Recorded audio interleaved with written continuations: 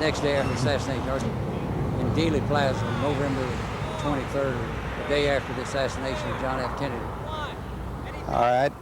The day after the assassination, I wanted to come over here and look at the area where the assassination occurred.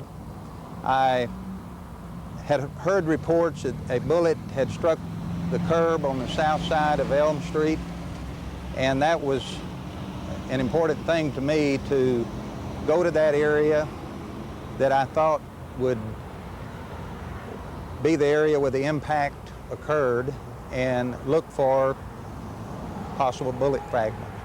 And of course, not knowing exactly where that bullet would have impacted, I had no way of knowing that, so I walked along the curb looking with my head down, and after determining that I didn't know the exact location, I stopped and turned facing south, and it was at that point that in front of me, about 10 feet, I noticed something that just didn't fit in with the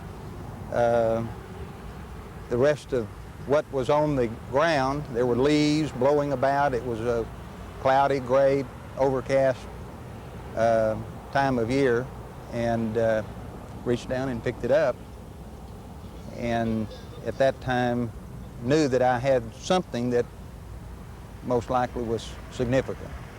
And what was that something? It turned out to be a piece of human bone, reported later.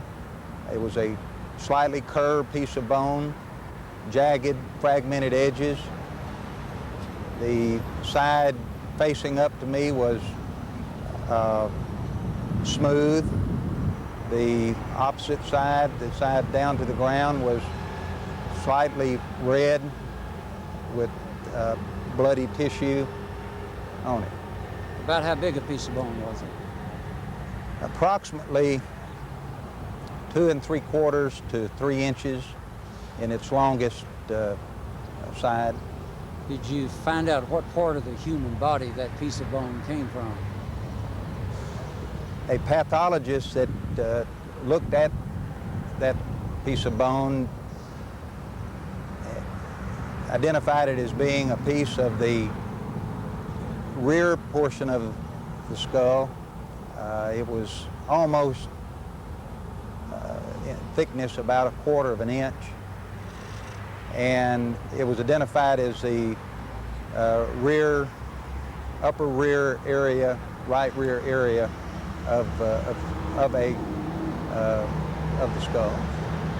And they determined that for certain that it was a piece of human skull? It was determined to be a fresh piece of human bone. Was that at the Methodist Hospital here in Dallas where that was done? Done at the pathology lab at Methodist Hospital. Is there anything else you remember about that piece of bone that's important?